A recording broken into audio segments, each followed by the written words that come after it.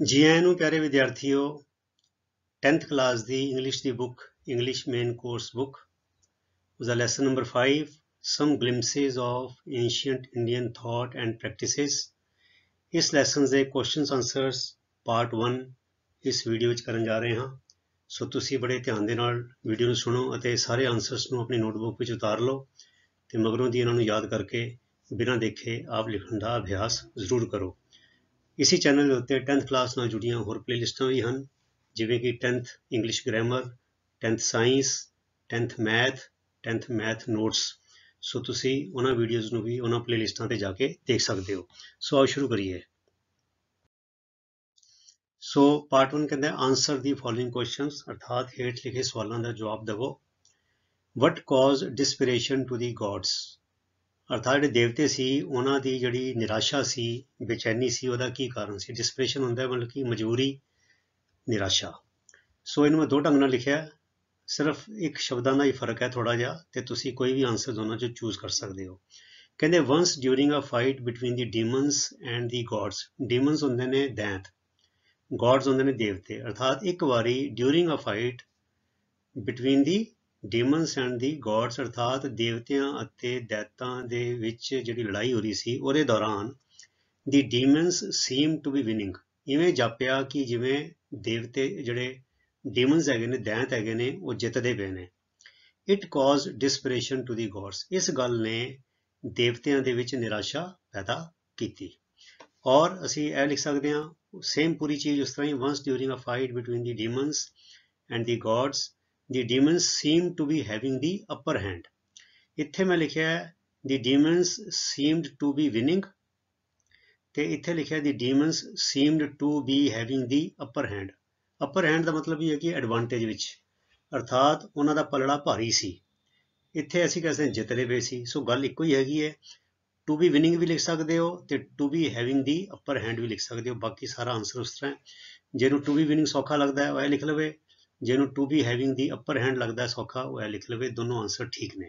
ਠੀਕ ਹੈ, ਅੱਗੇ ਚਲੀਏ। Question number 2, who did the God's go to ਇਨ ਡਿਸਪਰੇਸ਼ਨ। ਇਸ ਨਿਰਾਸ਼ਾ ਦੇ ਆਲਮ ਵਿੱਚ ਜਿਹੜੇ ਦੇਵਤੇ ਸੀ ਫਿਰ ਕਿਹਦੇ ਕੋਲ ਗਏ ਮਦਦ ਦੇ ਵਾਸਤੇ। ਠੀਕ ਹੈ, ਸੋ ਇਨ ਡਿਸਪਰੇਸ਼ਨ ਅਰਥਾਤ ਇਸ ਲਾਚਾਰੀ ਵਿੱਚ, ਨਿਰਾਸ਼ਾ ਵਿੱਚ, the gods went to lord Vishnu, ਅਰਥਾਤ ਜਿਹੜੇ ਦੇਵਤੇ ਸੀਗੇ ਉਹ ਵਿਸ਼ਨੂੰ ਕੋਲ ਗਏ। To find a way to beat out the demons, ਇਹ ਰਾਹ ਲੱਭਣ ਲਈ ਕਿ ਦੈਤਾਂ ਨੂੰ ਕਿਵੇਂ ਹਰਾਇਆ ਜਾਵੇ।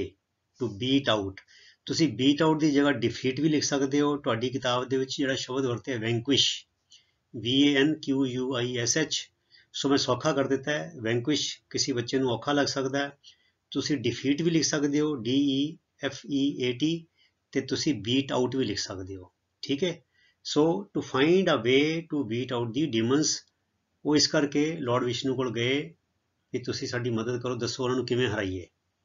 Question number 3, what did the Lord advise them. ਇੱਥੇ ਲਾਰਡ ਕਿਹੜਾ ਹੈ, ਜਿਹੜਾ ਉੱਤੇ ਜ਼ਿਕਰ ਆ ਰਿਹਾ ਹੈ ਵਿਸ਼ਨੂੰ, ਅਰਥਾਤ ਵਿਸ਼ਨੂੰ ਨੇ ਉਹਨਾਂ ਨੂੰ ਕਿਹੜੀ ਸਲਾਹ ਦਿੱਤੀ। ਸੋ ਡਿਡ ਹੈਗਾ ਨਾ ਬੱਚਿਓ, ਸੋ ਐਡਵਾਈਜ਼ ਦੀ ਫਸਟ ਫਾਰਮ ਹੈਗੀ ਹੈ, ਪਰ ਜਦੋਂ ਅਸੀਂ ਆਨਸਰ ਦੇਵਾਂਗੇ ਤੇ ਫਿਰ ਆ ਜਾਏਗਾ ਸਾਡਾ ਐਡਵਾਈਜ਼ਡ। ਜਿੱਦਾਂ ਇੱਥੇ ਵੀ ਹੈਗਾ ਨਾ ਡਿਡ ਦੇ ਨਾਲ, ਕਿਉਂਕਿ ਡਿਡ ਸੀਗਾ ਸੋ ਗੋ ਫਸਟ ਫਾਰਮ ਹੈਗੀ ਹੈ, ਤੇ ਡਿਡ ਕਰਕੇ ਗੋ ਦਾ ਬਣ ਜਾਏਗਾ ਵੈਂਟ। ਠੀਕ ਹੈ, ਇੱਥੇ ਬਣ ਜਾਏਗਾ ਐਡਵਾਈਜ਼ ਦਾ advised. So the lord advised them to get a mighty sword made. Mighty ਮੈਨੇ ਤਾਕਤਵਰ, ਸਵੋਰਡ ਮੈਨੇ ਤਲਵਾਰ, ਬਣਵਾਣ। ਕਿਧਰੋਂ ਦੀ, from the bones of some great sage. Sage ਹੁੰਦਾ ਕੋਈ ਵੱਡਾ ਮਹਾਨ ਸਾਧੂ, ਰਿਸ਼ੀ ਮੁਨੀ। ਲਾਰਡ ਵਿਸ਼ਨੂੰ ਨੇ ਉਹਨਾਂ ਨੂੰ ਕਿਹਾ ਕਿ ਤੁਸੀਂ ਕਿਸੇ ਮਹਾਨ ਸਾਧੂ ਦੀਆਂ ਹੱਡੀਆਂ ਤੋਂ ਇੱਕ ਤਾਕਤਵਰ ਬੜੀ ਜ਼ਬਰਦਸਤ ਤਲਵਾਰ ਬਣਵਾਓ ਤੇ ਫਿਰ ਉਹਦੇ ਨਾਲ ਲੜੋ। Question number 4, what was the sacrifice of Saint ਦਦੀਚੀ। ਸੰਤ ਦਦੀਚੀ ਜਿਹੜਾ ਸੀਗਾ, ਜਿਹੜਾ ਦਦੀਚੀ ਰਿਸ਼ੀ ਸੀਗਾ, ਸਾਧੂ ਸੀਗਾ, ਉਹਦਾ ਕਿਹੜਾ ਸੈਕਰੀਫਾਈਸ, ਅਰਥਾਤ ਉਹਦੀ ਕਿਹੜੀ ਕੁਰਬਾਨੀ ਸੀਗੀ, ਉਹਨੇ ਕਿਹੜਾ ਬਲੀਦਾਨ ਦਿੱਤਾ। ਠੀਕ ਹੈ, ਸੋ ਜਵਾਬ ਹੈ ਸੇਂਟ ਦਦੀਚੀ ਰੈਡੀਲੀ ਮੈਨੇ ਹੱਸਦੇ ਹੱਸਦੇ ਉਸੀ ਵੇਲੇ laid down his life ਮਤਲਬ ਕਿ ਆਪਣੀ ਜਾਨ ਅਰਪਣ ਕਰ ਦਿੱਤੀ, ਆਪਣੀ ਜਾਨ ਉਹਨਾਂ ਨੂੰ ਸੌਂਪ ਦਿੱਤੀ ਦੇਵਤਿਆਂ ਨੂੰ। so that ਤਾਂ ਕਿ the gods could make an invincible weapon. Invincible ਹੁੰਦਾ ਬੱਚਿਓ ਅਜਿੱਤ, ਵਿੰਸੀਬਲ ਹੁੰਦਾ ਜਿਹਨੂੰ ਜਿੱਤਿਆ ਜਾ ਸਕੇ, ਢਾਇਆ ਜਾ ਸਕੇ, ਇਨਵਿੰਸੀਬਲ ਜਿਹਨੂੰ ਜਿੱਤਿਆ ਨਾ ਜਾ ਸਕੇ, ਅਜਿੱਤ ਮਤਲਬ ਕਿ ਇਨਵਿੰਸੀਬਲ ਵੈਪਨ, ਸੋ ਦੈਟ ਤਾਂ ਕਿ ਜਿਹੜੇ ਗੋਡਸ ਨੇ, ਦੇਵਤੇ ਨੇ, ਉਹ ਆਪਣੀ ਜਾਨ ਦਿੱਤੀ ਉਹਨੇ, ਦਦੀਚੀ ਨੇ, ਉਹਦੀਆਂ ਹੱਡੀਆਂ ਤੋਂ ਦੇ ਕੁਡ ਮੇਕ ਐਨ ਇਨਵਿੰਸੀਬਲ ਵੈਪਨ, ਉਹ ਇੱਕ ਐਸਾ ਹਥਿਆਰ ਬਣਾ ਲੈਣ ਜਿਹਨੂੰ ਜਿੱਤਣਾ ਮਤਲਬ ਕਿ ਮੁਮਕਿਨ ਨਾ ਹੋਵੇ, ਫਰੋਮ ਹਿਜ਼ ਬੋਨਸ, ਉਹਦੀ ਹੱਡੀਆਂ ਤੋਂ, ਐਂਡ ਫਾਈਟ ਐਂਡ ਡਿਫੀਟ ਦੀ ਡਿਮਨਸ, ਤੇ ਫਿਰ ਉਹ ਹਥਿਆਰ ਬਣਾ ਕੇ ਉਹਦੀ ਹੱਡੀਆਂ ਤੋਂ, ਉਹ ਜਿਹੜਾ ਅਜਿੱਤ ਹਥਿਆਰ ਹੈ ਉਹਨਾਂ ਫਿਰ ਉਹ ਲੜਨ ਤੇ ਡਿਫੀਟ ਦੀ ਡਿਮਨਸ, ਤੇ ਜਿਹੜੇ ਦੈਂਤ ਨੇ ਉਹਨਾਂ ਨੂੰ ਹਰਾ ਦੇਣ। ਇਹ ਉਹਦਾ ਸੀ ਸੈਕਰੀਫਾਈਸ, ਇਹ ਸੀ ਉਹਦੀ ਕੁਰਬਾਨੀ। Question number 5, what is the real spirit behind, ਇੱਥੇ ਰੀਅਲ ਸਪਿਰਿਟ ਦਾ ਮਤਲਬ ਭਾਵਨਾ, behind the ਯਜਨਾਸ performed in our homes, ਅਰਥਾਤ ਜਿਹੜੇ ਯੱਗ ਕੀਤੇ ਜਾਂਦੇ ਨੇ ਆਪਣੇ ਇੰਡੀਆ ਦੇ ਵਿੱਚ, ਜਿਹੜੇ ਲੋਕ ਕਈ ਇਹਨਾਂ ਚੀਜ਼ਾਂ 'ਚ ਵਿਸ਼ਵਾਸ ਕਰਦੇ ਨੇ, ਯੱਗ ਕਰਦੇ ਨੇ, ਉਹ ਕਹਿੰਦੇ ਇਹਦੇ ਪਿੱਛੇ ਜਿਹੜੀ ਅਸਲ ਭਾਵਨਾ ਕੀ ਹੈ, ਠੀਕ ਹੈ। ਸੋ ਜੋ ਕਿਤਾਬ 'ਚ ਲਿਖਿਆ ਉਹ ਇਸ ਤਰ੍ਹਾਂ, ਦੀ real spirit behind the performance of ਯਜਨਾ, ਅਰਥਾਤ ਇਹ ਜਿਹੜੇ ਯੱਗ ਕੀਤੇ ਜਾਂਦੇ ਨੇ ਇਹਨਾਂ ਦੀ ਜੋ ਪਰਫਾਰਮੈਂਸ ਹੈ, ਇਹ ਜੋ ਕਰਨ ਦੀ ਕਿਰਿਆ ਹੈ, ਇਹਦੇ ਪਿੱਛੇ ਜੋ ਅਸਲ ਭਾਵਨਾ ਹੈ ਉਹ ਹੈ ਵੀ ਡਿਟੈਚਮੈਂਟ। ਡਿਟੈਚਮੈਂਟ ਦਾ ਮਤਲਬ ਹੁੰਦਾ ਹੈ ਨਿਰਮੋਹ, ਅਰਥਾਤ ਅਲੇਪ, ਰਿਨੰਸੀਏਸ਼ਨ ਮੈਨੇ ਤਿਆਗ, ਸੈਕਰੀਫਾਈਸ ਮੈਨੇ ਕੁਰਬਾਨੀ, ਐਂਡ ਚੈਰਿਟੀ ਮੈਨੇ ਦਾਨ। ਸੋ ਇਹਨਾਂ 'ਚੋਂ ਤੁਸੀਂ ਬੱਚੋ 4 ਸ਼ਬਦ ਲਿਖੇ ਨੇ, ਮੈਂ 4 'ਚੋਂ ਤੁਸੀਂ 2 ਵੀ ਲਿਖ ਦੇਵੋ ਤੇ ਠੀਕ ਹੋਏਗਾ। 2 ਕਿਹੜੇ ਮੈਂ ਮੰਨਾਂਗਾ, ਮੈਂ ਕਹਾਂਗਾ ਇੱਕ ਡਿਟੈਚਮੈਂਟ ਤੇ ਦੂਜਾ ਸੈਕਰੀਫਾਈਸ, ਕਿਉਂਕਿ ਡਿਟੈਚਮੈਂਟ ਤੇ ਰਿਨੰਸੀਏਸ਼ਨ ਰਲਦੇ ਮਿਲਦੇ ਨੇ। ਡਿਟੈਚਮੈਂਟ ਦਾ ਮਤਲਬ ਹੁੰਦਾ ਹੈ ਵੀ ਮੋਹ ਤੋਂ ਮੁਕਤ ਹੋ ਜਾਣਾ, ਰਿਨੰਸੀਏਸ਼ਨ ਹੁੰਦਾ ਹੈ ਮਤਲਬ ਕਿਸੇ ਚੀਜ਼ ਨੂੰ ਤਿਆਗ ਦੇਣਾ, ਸੈਕਰੀਫਾਈਸ ਦਾ ਮਤਲਬ ਵੀ ਉਹਦੇ ਲਾਗੇ ਛਾਗੇ ਹੀ ਹੈਗਾ। ਸੋ ਤੁਸੀਂ ਜੇ ਤੁਹਾਨੂੰ 4 ਸ਼ਬਦ ਔਖੇ ਲੱਗਦੇ ਨੇ ਯਾਦ ਕਰਨੇ, ਤੇ ਤੁਸੀਂ ਸੈਕਰੀਫਾਈਸ ਹਟਾ ਸਕਦੇ ਹੋ ਤੇ ਰਿਨੰਸੀਏਸ਼ਨ ਹਟਾ ਸਕਦੇ ਹੋ, ਜੇ ਜਾਂ ਤੇ ਤੁਸੀਂ ਡਿਟੈਚਮੈਂਟ ਐਂਡ ਚੈਰਿਟੀ ਲਿਖ ਲਓ ਤੇ ਜਾਂ ਰਿਨੰਸੀਏਸ਼ਨ ਐਂਡ ਚੈਰਿਟੀ ਲਿਖ ਲਓ। ਤੇ ਜੇ ਕੋਈ ਬੱਚਾ ਚਾਰੋਂ ਯਾਦ ਰੱਖ ਸਕਦਾ ਹੈ ਤੇ ਚਾਰੋਂ ਯਾਦ ਰੱਖ ਲਵੇ, ਨਹੀਂ ਤੇ 3 ਤੇ ਜ਼ਰੂਰ ਯਾਦ ਰੱਖੋ। ਇਹ ਵੇਲੇ ਸੈਕਰੀਫਾਈਸ ਹਟਾ ਦਿਓ, ਡਿਟੈਚਮੈਂਟ, ਰਿਨੰਸੀਏਸ਼ਨ ਐਂਡ ਚੈਰਿਟੀ, ਤੇ ਜਾਂ ਫਿਰ ਡਿਟੈਚਮੈਂਟ ਐਂਡ ਚੈਰਿਟੀ ਜਾਂ ਰਿਨੰਸੀਏਸ਼ਨ ਐਂਡ ਚੈਰਿਟੀ, ਠੀਕ ਹੈ। ਸੋ ਇਸ ਤਰ੍ਹਾਂ ਤੁਸੀਂ ਯਾਦ ਕਰ ਸਕਦੇ ਹੋ। Question number 6, what does the tradition ਹੁੰਦਾ ਹੈ ਪਰੰਪਰਾ, of feeding birds and animals prove। ਸਾਡੇ ਦੇਸ਼ ਵਿੱਚ ਬੜੇ ਲੋਕ ਨੇ ਜਿਹੜੇ ਕੀੜੀਆਂ ਕਾੜਿਆਂ ਨੂੰ ਪਾਉਂਦੇ ਨੇ ਜਾਂ ਕਾਵਾਂ ਨੂੰ ਪਾਉਂਦੇ ਨੇ। ਮੈਂ ਦੇਖਿਆ ਪਿੰਡਾਂ 'ਚ ਰੋਟੀ ਤੋੜ ਕੇ ਕਾਵਾਂ ਨੂੰ ਪਾਤੀ, ਚਿੜੀਆਂ ਨੂੰ ਪਾਤੀ, ਜਾਂ ਜਾਨਵਰਾਂ ਨੂੰ ਕੁਝ ਦਿੰਦੇ ਨੇ, ਜਾਂ ਆਟਾ ਪਾ ਦਿੰਦੇ ਨੇ ਵੀ ਚਿੜੀਆਂ ਖਾ ਲੈਣ। ਸਾਡੇ ਰਿਵਾਜ ਹੈਗਾ, ਜਾਂ ਸਤਨਾਜਾ ਪਾਉਂਦੇ ਨੇ ਕਈ ਲੋਕ, ਕਬੂਤਰਾਂ ਨੂੰ ਪਾਉਂਦੇ ਨੇ। ਕਹਿੰਦੇ what does the tradition of feeding birds and animals prove। ਸੋ ਅਸੀਂ ਕਿਤਾਬ ਦੇ ਹਿਸਾਬ ਨਾਲ ਜਵਾਬ ਦੇਣੇ ਨੇ, ਮਤਲਬ ਕਿ ਇਹ ਚੀਜ਼ਾਂ ਤੋਂ ਹਰ ਕੋਈ ਸਹਿਮਤ ਹੋਣਾ ਜ਼ਰੂਰੀ ਨਹੀਂ ਹੈਗਾ। ਇਹ ਤੇ ਜੋ ਲੈਸਨ ਹੈ ਕਿਤਾਬ ਦਾ ਉਹਦੇ ਹਿਸਾਬ ਨਾਲ ਅਸੀਂ ਜਵਾਬ ਦੇ ਰਹੇ ਹਾਂ। ਕਹਿੰਦੇ ਜਿਹੜਾ ਇਹ ਜਾਨਵਰਾਂ ਨੂੰ ਤੇ ਪੰਛੀਆਂ ਨੂੰ ਇਹ ਅੰਨ ਪਾਣੀ ਦੇਣ ਦਾ ਜੋ ਰਿਵਾਜ ਹੈ, ਇਹ ਕੀ ਸਿੱਧ ਕਰਦਾ ਹੈ।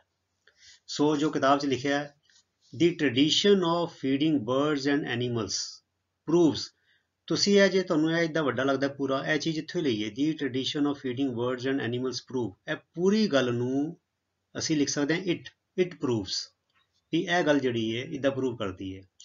ਇਟ ਪ੍ਰੂਵਸ ਵੀ ਲਿਖ ਸਕਦੇ ਹੋ ਤੇ ਕੁਐਸਚਨ 'ਚ ਪੂਰੀ ਗੱਲ ਚੁੱਕ ਕੇ ਵੀ ਲਿਖ ਸਕਦੇ ਹੋ। The tradition of feeding birds and animals proves that, ਇੱਥੋਂ ਜਵਾਬ ਸ਼ੁਰੂ ਹੁੰਦਾ, proves that the people of this. Proves ਕਿਉਂ ਆਇਆ ਇੱਥੇ, ਪ੍ਰੂਵ ਹੈਗਾ ਕਿਉਂਕਿ ਇੱਥੇ ਡਜ਼ ਹੈਗਾ, ਡਜ਼ ਕਰਕੇ ਇੱਥੇ ਪ੍ਰੂਵ ਦਾ ਬਣ ਗਿਆ ਪ੍ਰੂਵਸ, ਠੀਕ ਹੈ।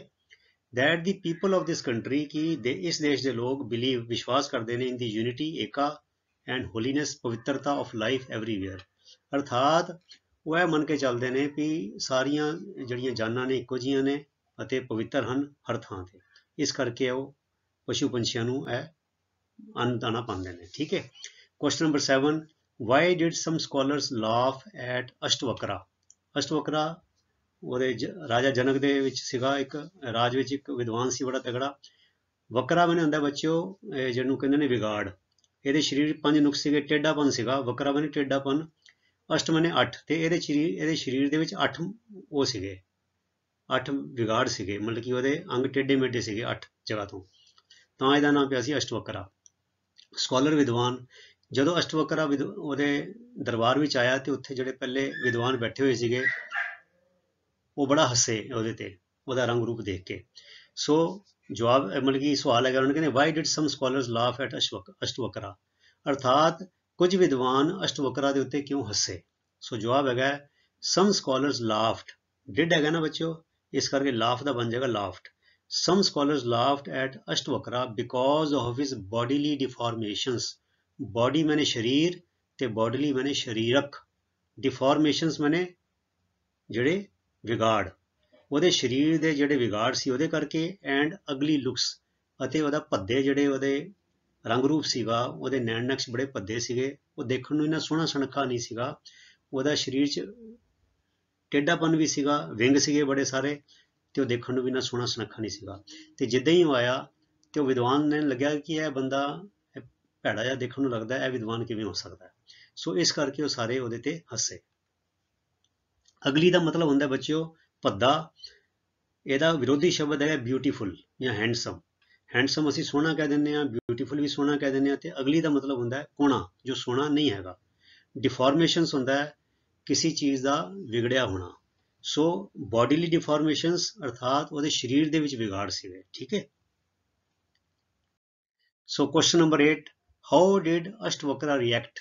ਰਿਐਕਟ ਮੈਨੇ ਉਹਦਾ ਫਿਰ ਅਸ਼ਟਵਕਰਾ ਨੇ ਕੀ ਪ੍ਰਤੀਕਰਮ ਦਿੱਤਾ, ਅਰਥਾਤ ਰਿਐਕਟ ਮੈਨੇ ਉਹਨੇ ਪ੍ਰਤੀਕਰਮ ਦਿੱਤਾ। ਜਦੋਂ ਉਹ ਵਿਦਵਾਨ ਉਹਦੇ ਤੇ ਹੱਸੇ, ਰਾਜਾ ਸਾਹਮਣੇ ਬੈਠਾ ਹੈ, ਵਿਦਵਾਨ ਬੈਠੇ ਨੇ, ਤੇ ਉਹਨੇ ਜਿੱਦਾਂ ਪ੍ਰਵੇਸ਼ ਕੀਤਾ ਦਰਬਾਰ ਦੇ ਵਿੱਚ ਤੇ ਉਹਦੇ ਵੱਲ ਦੇਖ ਕੇ ਹੱਸ ਪਏ। ਤੇ ਕਹਿੰਦੇ ਜਦੋਂ ਹੱਸੇ ਤੇ ਫਿਰ ਅਸ਼ਟਵਕਰ ਨੇ ਆਪਣਾ ਕੀ ਪ੍ਰਤੀਕਰਮ ਦਿੱਤਾ। ਸੋ ਜਵਾਬ ਹੈ ਅਸ਼ਟਵਕਰਾ ਕਮੈਂਟਡ ਟੂ ਦਾ ਕਿੰਗ, ਅਰਥਾਤ ਅਸ਼ਟਵਕਰਾ ਨੇ ਰਾਜੇ ਨੂੰ ਟਿੱਪਣੀ ਕੀਤੀ, ਰਾਜੇ ਨੂੰ ਸੁਣਾਇਆ ਕਹਿ ਕੇ ਕਿ ਦੈਟ ਹੀ ਵਾਜ਼ ਅਸ਼ੇਮਡ, ਕਿ ਉਹਨੂੰ ਇਸ ਗੱਲ ਦੀ ਸ਼ਰਮ ਮਹਿਸੂਸ ਹੋ ਰਹੀ ਸੀ, of being invited to the assembly of ਸਕਿਨਰਸ, ਕਿ ਰਾਜੇ ਨੇ ਉਹਨਾਂ ਨੂੰ ਇੱਕ ਜਿਹੜੇ ਸਕਿਨਰ ਮਰੇ ਪਸ਼ੂਆਂ ਦਾ ਚੰਮ ਉਤਾਰਦੇ ਨੇ, ਚਮੜੀ ਉਤਾਰਦੇ ਨੇ, ਚਮੜੇ ਦਾ ਕੰਮ ਕਰਦੇ ਨੇ, ਉਹਨਾਂ ਦੀ ਸਭਾ ਵਿੱਚ ਸੱਦਾ ਦਿੱਤਾ ਹੈ। ਮਤਲਬ ਕਿ ਅਸ਼ਟਵਕਰਾ ਨੇ ਉਹਨਾਂ ਨੂੰ ਫਿਰ ਇੱਕ ਕਟਾਕਸ਼ ਕੀਤਾ ਕਿ ਮੈਂ ਤਾਂ ਸੋਚਿਆ ਸੀ ਮੈਨੂੰ ਤੁਸੀਂ ਵਿਦਵਾਨਾਂ ਦੀ ਸਭਾ ਵਿੱਚ ਸੱਦਿਆ ਹੈ, ਪਰ ਮੈਨੂੰ ਇਹ ਦੇਖ ਕੇ ਸ਼ਰਮ ਮਹਿਸੂਸ ਹੋ ਰਹੀ ਹੈ ਰਾਜਨ, ਕਿ ਤੁਸੀਂ ਤੇ ਮੈਨੂੰ ਚਮੜੀ ਲਾਉਣ ਵਾਲਿਆਂ ਦੀ, ਜਿਹੜੇ ਚਮੜੀ ਲਾਉਣ ਦਾ ਕੰਮ ਕਰਦੇ ਨੇ, ਉਹਨਾਂ ਦੀ ਸਭਾ ਵਿੱਚ ਸੱਦਿਆ ਹੈ, ਕਿਉਂਕਿ who measured a person's intelligence by his skin and looks, ਕਿਉਂਕਿ ਉਹ ਜਿਹੜੇ ਬੰਦੇ ਸੀਗੇ ਉਹ ਕਿਉਂਕਿ ਉਹਦੀ ਚਮੜੀ ਦੇਖ ਕੇ, ਉਹਦੇ ਨੈਣ ਨਕਸ਼ ਦੇਖ ਕੇ ਹੱਸੇ ਸੀਗੇ, ਤੇ ਉਹਨੇ ਕਿਹਾ ਵੀ ਇਹ ਲੋਕ ਜਿਹੜੇ ਨੇ, ਇਹਨਾਂ ਦੀ ਬੁੱਧੀ ਦਾ ਸਤਰ ਜਿਹੜਾ ਹੈ ਉਹ ਬਸ ਮੇਰੀ ਚਮੜੀ ਤੱਕ ਹੀ ਹੈਗਾ, ਮੇਰੇ ਅੰਦਰ ਦਿਮਾਗ 'ਚ ਕੀ ਹੈਗਾ, ਮੇਰਾ ਤਜਰਬਾ ਕਿੰਨਾ ਹੈਗਾ, ਮੈਨੂੰ ਗਿਆਨ ਕਿੰਨਾ ਹੈ, ਉਹ ਤੇ ਹਾਲੇ ਇਹਨਾਂ ਨੇ ਮੇਰੇ ਨਾਲ ਕੋਈ ਗੱਲਬਾਤ ਵੀ ਨਹੀਂ ਕੀਤੀ, ਮੇਰੀ ਕੋਈ ਪਰਖ ਵੀ ਨਹੀਂ ਕੀਤੀ, ਸਿਰਫ ਮੇਰੇ ਟੇਢੇ ਅੰਗ ਪੈਰ ਦੇਖ ਕੇ ਤੇ ਮੇਰੀ ਚਮੜੀ ਦੇਖ ਕੇ ਇਹ ਮੇਰੇ ਤੇ ਹਾਸਾ ਠੱਠਾ ਕਰਦੇ ਨੇ, ਤੇ ਇਹ ਤੇ ਅਸਲ ਵਿੱਚ ਚਮੜੀ ਦੀ ਪਰਖ ਕਰਦੇ ਨੇ, ਇਹਨਾਂ ਨੇ ਹਾਲੇ ਗਿਆਨ ਦੀ ਪਰਖ ਤੇ ਕੀਤੀ ਨਹੀਂ, ਇਹ ਚਮੜੀ ਦੀ ਪਰਖ ਕਰਨ ਵਾਲੇ ਨੇ, ਤੇ ਇਸ ਕਰਕੇ ਇਹ ਸਕਿਨਰਸ ਹੈਗੇ ਨੇ। ਸਕਿਨਰ ਮਤਲਬ ਚਮੜੀ ਉਤਾਰਨ ਵਾਲੇ, ਜਿਹੜੇ ਮਰੇ ਪਸ਼ੂਆਂ ਦਾ ਚੰਮ ਉਤਾਰ ਕੇ ਫਿਰ ਉਹ ਚਮੜੇ ਦੀ ਜੁੱਤੀਆਂ ਬਣਦੀਆਂ, ਚਮੜੇ ਦੀ ਬੈਲਟਾਂ ਬਣਦੀਆਂ, ਚਮੜੇ ਦੇ ਬੈਗ ਬਣਦੇ ਨੇ, ਤੇ ਉਹ ਫਿਰ ਉਹ ਜਿਹੜੇ ਬੰਦੇ ਉਹਦੇ ਐਕਸਪਰਟ ਹੁੰਦੇ ਨੇ, ਉਹ ਫਿਰ ਉਹ ਪਸ਼ੂ ਦੀ ਚਮੜੀ ਦੇਖ ਕੇ ਜਿਹੜਾ ਪਸ਼ੂ ਹੁੰਦਾ ਉਹਦਾ ਮੁੱਲ ਪਾਉਂਦੇ ਨੇ ਵੀ ਇਹ ਪਸ਼ੂ ਦਾ ਕਿੰਨਾ ਕੁ ਮੁੱਲ ਪਏਗਾ। ਸੋ ਉਹਨੇ ਕਿਹਾ ਕਿ ਇਹ ਜਿਹੜੇ ਬੰਦੇ ਨੇ ਇਹ ਤੇ ਵਿਦਵਾਨ ਨਹੀਂ ਹੈਗੇ, ਇਹ ਤੇ ਚਮੜੀ ਦਾ ਕੰਮ ਕਰਨ ਵਾਲੇ ਬੰਦੇ ਨੇ, ਕਿਉਂਕਿ ਇਹ ਕਿਸੇ ਵੀ ਬੰਦੇ ਦੀ ਜਿਹੜੀ ਬੁੱਧੀਮਾਨਤਾ ਹੈਗੀ ਹੈ, ਵਿਦਵਤਾ ਹੈਗੀ ਹੈ, ਉਹਨੂੰ ਉਸਦੀ ਚਮੜੀ ਤੋਂ ਤੇ ਉਹਦੇ ਨੈਣ ਨਕਸ਼ਾਂ ਤੋਂ ਮਾਪਦੇ ਨੇ। ਇਹ ਸੀ ਅਸ਼ਟਵਕਰ ਦਾ ਬੜਾ ਸਿਆਣਾ ਪ੍ਰਤੀਕਰਮ। ਫਿਰ ਕੁਐਸਚਨ ਨੰਬਰ 9 ਕਹਿੰਦੇ what did Vivekananda say to the lady who laughed at his simple dress. ਕਹਿੰਦੇ ਵਿਵੇਕਾਨੰਦ ਨੇ ਉਸ ਬੀਬੀ ਨੂੰ ਕੀ ਕਿਹਾ ਜਿਹੜੀ ਉਹਨਾਂ ਦੇ ਇੱਕ ਸਾਦੇ ਲਿਬਾਸ ਨੂੰ ਦੇਖ ਕੇ ਉਹਨੇ ਹਾਸਾ ਠੱਠਾ ਕੀਤਾ, ਉਹਦਾ ਮਜ਼ਾਕ ਉਡਾਇਆ, ਉੱਤੇ ਹੱਸੀ ਕਿ ਤੂੰ ਤੇ ਬੜੇ ਸਧਾਰਨ ਜਿਹੇ ਕੱਪੜੇ ਪਾਏ ਹੋਏ ਨੇ। ਅੱਜ ਵੀ ਬੱਚੇ ਸਾਡੇ ਇੰਡੀਆ 'ਚ ਮਾੜਾ ਮੋਟਾ ਕਿਸੇ ਬੰਦੇ ਨੇ ਕੁੜਤਾ ਪਜਾਮਾ ਪਾਇਆ ਹੋਵੇ ਤੇ ਉਹਨੂੰ ਕੋਈ ਬੰਦਾ ਸਮਝਦਾ ਹੀ ਨਹੀਂ ਹੈਗਾ, ਤੇ ਕੋਟ ਪੈਂਟ ਪਾ ਕੇ ਟਾਈ ਟੂ ਲਾ ਕੇ ਤੁਸੀਂ ਠੱਗੀ ਵੀ ਮਾਰ ਲਓ, ਝੂਠ ਵੀ ਮਾਰ ਲਓ, ਹੇਰਾਫੇਰੀ ਵੀ ਕਰ ਲਓ, ਉਹ ਪ੍ਰਵਾਨ ਹੋ ਜਾਂਦੀ ਹੈ। ਇਸ ਦਾ ਸਮਾਜ ਦਾ ਸਿਸਟਮ ਬਣਿਆ ਹੋਇਆ ਇੱਦਾਂ ਦਾ, ਕਿਉਂਕਿ ਅਸੀਂ ਪਹਿਲੀ ਦ੍ਰਿਸ਼ਟੀ ਬੰਦੇ ਨੂੰ ਉਹਦੇ ਕੱਪੜਿਆਂ ਤੋਂ ਹੀ ਜੱਜ ਕਰਨ ਦੀ ਕੋਸ਼ਿਸ਼ ਕਰਦੇ ਹਾਂ, ਤੇ ਵਰਤੋਂ ਵਿਹਾਰ ਕਰਕੇ ਅਸੀਂ ਉਹਨੂੰ ਜੱਜ ਨਹੀਂ ਕਰਦੇ, ਠੀਕ ਹੈ। ਸੋ ਇਹਦਾ ਜਵਾਬ ਕੀ ਉਹਨਾਂ ਨੇ ਕੀ ਦੱਸਿਆ ਸੀਗਾ, ਕਹਿੰਦੇ ਹੀ ਟੋਲਡ ਦੀ ਵੂਮਨ, ਉਹਨਾਂ ਨੇ ਉਸ ਜਨਾਨੀ ਨੂੰ ਕਿਹਾ that the clothes made a man in her country, ਕਿ ਉਹਦੇ ਦੇਸ਼ ਵਿੱਚ ਜਿਹੜੇ ਨੇ ਬੰਦਾ ਕਿੱਦਾਂ ਬਣਦਾ ਹੈ, ਕੱਪੜਿਆਂ ਦੇ ਨਾਲ, ਵੀ ਉਹਨੇ ਕੱਪੜੇ ਕਿੱਦਾਂ ਦੇ ਪਾਏ ਨੇ ਉੱਦਾਂ ਲੋਕ ਜੱਜ ਕਰਦੇ ਨੇ। ਵੀ ਟੇਲਰ, ਤੁਹਾਡੀ ਕਿਤਾਬ 'ਚ ਸ਼ਬਦ ਵਰਤਿਆ ਟੇਲਰ ਮੇਡ ਅ ਮੈਨ, ਤੇ ਮੈਂ ਟੇਲਰ ਦੀ ਜਗ੍ਹਾ ਕੀ ਵਰਤਿਆ ਕੱਪੜੇ, ਗੱਲ ਇੱਕੋ ਹੀ ਹੈਗੀ ਵੀ ਟੇਲਰ ਨੇ ਕੱਪੜੇ ਸੀ ਕੇ ਦੇਣੇ ਨੇ। ਅਰਥਾਤ he told the woman that the clothes made a man in her country, ਵੀ ਕਿ ਬੀਬੀ ਤੇਰੇ ਦੇਸ਼ ਵਿੱਚ ਜਿਹੜਾ ਬੰਦਾ ਬਣਦਾ ਨਾ ਉਹ ਕੱਪੜਿਆਂ ਦੇ ਨਾਲ ਬਣਦਾ ਹੈ। How ever in his land, ਪਰ ਵਿਵੇਕਾਨੰਦ ਕਹਿੰਦੇ ਮੇਰੇ ਦੇਸ਼ ਵਿੱਚ, ਸਾਡੇ ਦੇਸ਼ ਵਿੱਚ, ਇਨ his land the character and the ਇੰਟ੍ਰਿੰਸਿਕ value made a ਮੈਨ। ਜੋ ਬੰਦੇ ਦਾ ਆਚਰਣ ਹੈ, ਕਿਰਦਾਰ ਹੈ, ਤੇ ਉਹਦੇ ਅੰਦਰਲੇ ਗੁਣ ਨੇ। ਇੰਟ੍ਰਿੰਸਿਕ ਮੈਨੇ ਹੁੰਦਾ ਬੱਚਿਓ ਕੁਦਰਤੀ ਸੁਭਾਵਕ ਜਿਹੜੇ ਗੁਣ ਹੁੰਦੇ ਨੇ ਬੰਦੇ 'ਚ। ਨਿਮਰਤਾ ਹੋ ਸਕਦੀ ਹੈ, ਸੰਤੋਖ ਹੋ ਸਕਦਾ ਹੈ, ਦਇਆ ਹੋ ਸਕਦਾ ਹੈ, ਧੀਰਜ ਹੋ ਸਕਦਾ ਹੈ, ਨਿਮਰਤਾ ਹੋ ਸਕਦੀ ਹੈ, ਬੋਲੀ ਦੀ ਮਿਠਾਸ ਹੋ ਸਕਦੀ ਹੈ। ਸੋ ਕਹਿੰਦੇ ਇਹ ਜਿਹੜਾ ਬੀਬੀ ਤੇਰੀ ਧਰਤੀ ਤੇ ਕੱਪੜਿਆਂ ਕਰਕੇ ਬੰਦਾ ਬਣਦਾ ਹੈ, ਪਰ ਮੇਰੀ ਧਰਤੀ ਤੇ ਕਿਰਦਾਰ ਕਰਕੇ ਤੇ ਬੰਦੇ ਦੇ ਗੁਣਾਂ ਕਰਕੇ ਬੰਦਾ ਬਣਦਾ ਹੈ। ਠੀਕ ਹੈ, ਇਹ ਉਹਦਾ ਜਵਾਬ ਸੀਗਾ, ਜੋ ਬੱਚੋ ਅੱਜ ਸਾਨੂੰ ਵੀ, ਸਾਡੇ ਤੇ ਵੀ ਇਹ ਬੜਾ ਵਧੀਆ ਢੁਕਦਾ ਹੈ। ਸਾਨੂੰ ਇਹ ਗੱਲਾਂ ਅਪਣਾਉਣੀਆਂ ਚਾਹੀਦੀਆਂ। Question number 10, what was the status of woman in the ਏਂਸ਼ੀਅੰਟ India. ਏਂਸ਼ੀਅੰਟ ਮੈਨੇ ਪੁਰਾਤਨ, ਬਹੁਤ ਪੁਰਾਣਾ। ਜਿਹੜਾ ਏਂਸ਼ੀਅੰਟ ਹੁੰਦਾ ਬਹੁਤ ਪੁਰਾਣਾ, ਹਜ਼ਾਰੋਂ ਸਾਲ ਪੁਰਾਣਾ। ਬਹੁਤ ਪੁਰਾਣੇ ਸਮੇਂ ਵਿੱਚ ਬੀਬੀਆਂ ਦਾ ਕੀ ਰੁਤਬਾ ਸੀ। So in ancient India the status of woman was high, ਅਰਥਾਤ ਪੁਰਾਤਨ ਸਮਿਆਂ ਵਿੱਚ ਔਰਤਾਂ ਦਾ ਦਰਜਾ ਉੱਚਾ ਸੀ। ਜੋ ਕਿਤਾਬ 'ਚ ਲਿਖਿਆ, ਹਾਲਾਂਕਿ ਔਰਤਾਂ ਦਾ ਦਰਜਾ ਬੜਾ ਮਾੜਾ ਵੀ ਰਿਹਾ। ਨੋ ਆਸਪੀਸ਼ੀਅਸ ਫੰਕਸ਼ਨ, ਆਸਪੀਸ਼ੀਅਸ ਹੁੰਦਾ ਹੈ ਪਵਿੱਤਰ, ਫੰਕਸ਼ਨ ਮਾਨੇ ਸਮਾਗਮ। ਕੋਈ ਵੀ ਪਵਿੱਤਰ ਸਮਾਗਮ ਘਰਾਂ ਵਿੱਚ ਹੁੰਦੇ ਨੇ, ਕੋਈ ਨਾ ਕੋਈ ਜਨਮ ਦਾ, ਵਿਆਹ ਦਾ, ਸ਼ਾਦੀ ਦਾ, ਕੋਈ ਹੋਰ ਪੂਜਾ ਪਾਠ।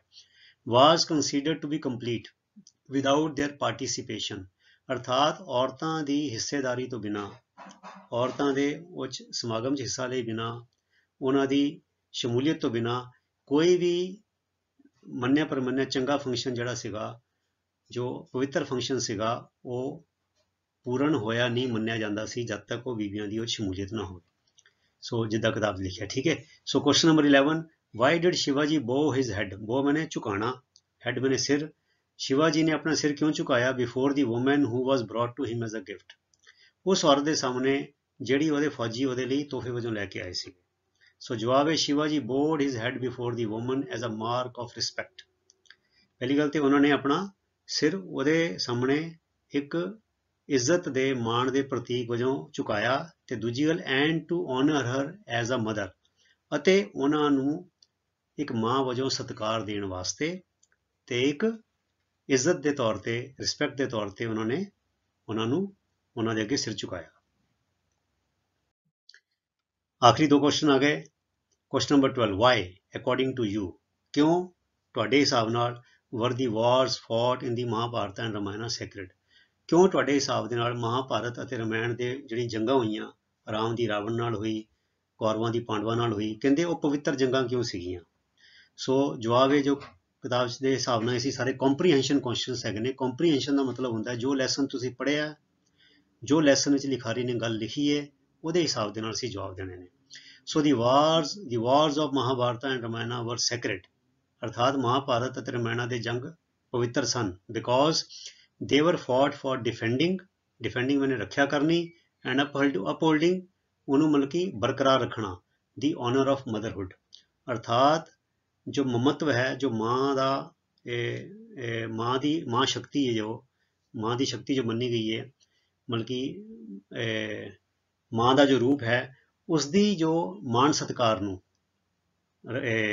ਉਹਦੀ ਰੱਖਿਆ ਕਰਨ ਲਈ ਤੇ ਉਹਨੂੰ ਬਰਕਰਾਰ ਰੱਖਣ ਲਈ ਇਹ ਜੰਗ ਲੜੇ ਗਏ ਸੀ। ਇਸ ਕਰਕੇ ਇਹਨਾਂ ਨੂੰ ਸੈਕਰਡ ਮੰਨਿਆ ਜਾਂਦਾ ਹੈ, ਪਵਿੱਤਰ ਮੰਨਿਆ ਜਾਂਦਾ ਹੈ। ਆਖਰੀ question, what does lord Rama's meeting with a Bhil woman and eating the tasted berries show. Berries ਮੈਨੇ ਦਾ ਬੇਰ, ਟੇਸਟਿਡ ਮੈਨੇ ਉਹ ਟੇਸਟ ਕਰਕੇ ਝੂਠੇ ਬੇਰ ਸੀਗੇ। ਕਹਿੰਦੇ ਕਿ ਰਾਮਚੰਦਰ ਦੀ ਜੋ ਮੀਟਿੰਗ ਸੀਗੀ ਭੀਲੜੀ ਔਰਤ ਦੇ ਨਾਲ, ਤੇ ਸ਼ਾਇਦ ਸ਼ਬਰੀ ਨਾਂ ਸੀ ਉਹਦਾ ਮੇਰੇ ਖਿਆਲ, ਮਤਲਬ ਰਾਮ ਦੀ ਮੀਟਿੰਗ ਜਿਹੜੀ ਭੀਲ ਔਰਤ ਦੇ ਨਾਲ ਸੀ ਤੇ ਉਹਦੇ ਝੂਠੇ ਬੇਰ ਖਾਣੇ, ਇਹ ਜਿਹੜੀ ਮੀਟਿੰਗ ਹੈ, ਇਹ ਜਿਹੜੀ ਉਹਨਾਂ ਦਾ ਮਿਲਨ ਸੀਗਾ, ਇਹ ਮਿਲਾਪ ਸੀ, ਇਹ ਕੀ ਦੱਸਦਾ, ਇਹ ਜਿਹੜੀ ਉਹਨਾਂ ਦੀ ਮੀਟਿੰਗ ਸੀ ਆਪਸ ਵਿੱਚ ਮਿਲਾਪ ਸੀ, ਇਹ ਕੀ ਦਰਸਾਉਂਦਾ ਹੈ। So it shows that, comma ਪਾ ਕੇ, ਇਨ ਐਂਸ਼ੀਅੰਟ ਇੰਡੀਆ, ਫਿਰ ਕੌਮਾ, ਮਤਲਬ ਇਟ ਸ਼ੋਜ਼ ਦੈਟ, ਇਹ ਇਹਨਾਂ ਪੂਰਾ ਸੈਂਟੈਂਸ ਜੁੜ ਰਿਹਾ, it shows that there was, ਤੇ ਕਦੋਂ ਪੇ, ਇਨ ਐਂਸ਼ੀਅੰਟ ਇੰਡੀਆ ਹੈ ਨਾ, it shows that in ancient India there was ਉਹ ਨੋ ਡਿਸਕ੍ਰਿਮੀਨੇਸ਼ਨ। ਬੱਚੋ ਇੱਥੇ ਇੱਕ ਮਿੰਟ ਗਲਤੀ ਹੋ ਗਈ, देयर वाज डिस्क्रिमिनेशन नहीं सीगा, नो पाना, ठीक है, ओके, नो मिस हो गया।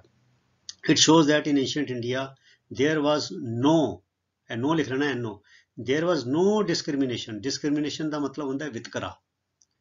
देयर वाज नो डिस्क्रिमिनेशन, भी कोई वितकरा नहीं सी on the basis of caste creed और प्रोफैशन।